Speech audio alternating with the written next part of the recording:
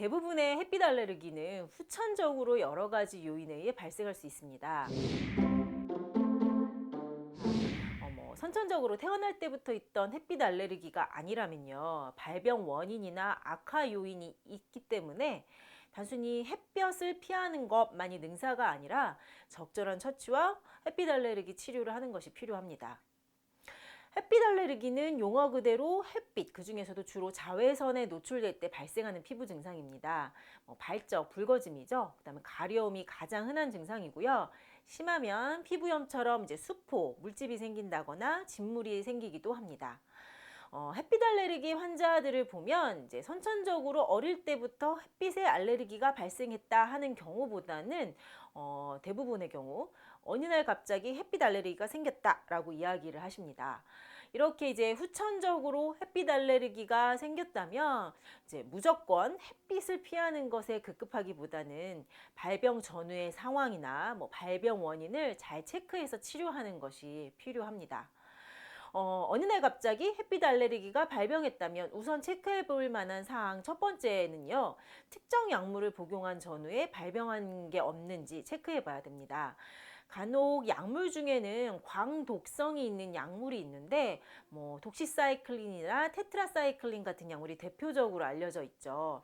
아직 검증되진 않았지만 그 밖에도 다른 여러 가지 약물 복용 후에 이런 약물들이 체내에 남아서 자외선과 반응을 해서 염증 반응을 일으킬 수 있기 때문에 어느 날 갑자기 햇빛 알레르기가 발병했다면 발병 전후로 복용한 약물이 없는지 혹은 무심코 먹은 건강기능식품 같은 것들이 없는지 체크해 보는 게 중요합니다.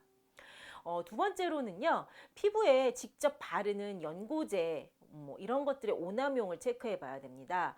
보통 피부염에 바르는 연고제에는 스테로이드가 대부분 함유되어 있는데요. 스테로이드를 장기간 사용하고 남용한다면 피부 재생이 억제돼서 피부가 얇아지게 되죠. 그렇게 되면 감염이나 자극에 취약해질 수 있는데 햇빛 또한 예외가 아닙니다. 따라서 만약 혹 피부에 연고를 바르고 있었는데 어느 날 갑자기 햇빛 알레르기가 생겼다면요, 피부 장벽을 약하게 만드는 성분은 없는지 염두에 두고 체크해 보아야 합니다.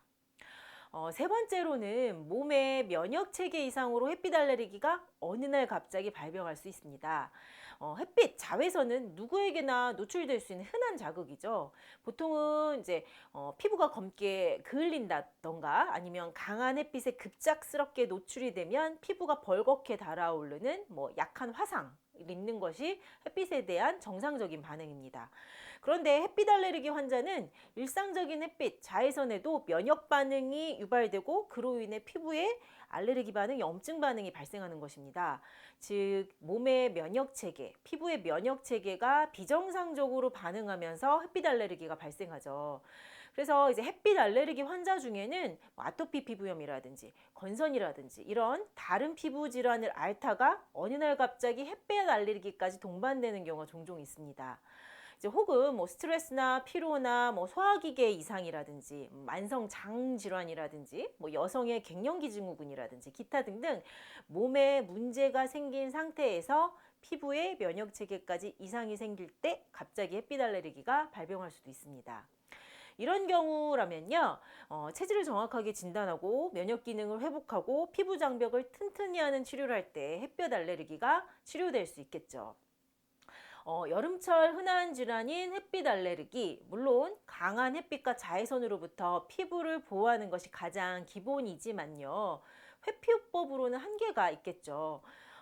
피부의 상태에 따라, 그다음 발병 원인에 따라, 그리고 피부 장벽을 튼튼히 하는 치료를 병행한다면 햇빛 알레르기에서 해방될 수 있습니다.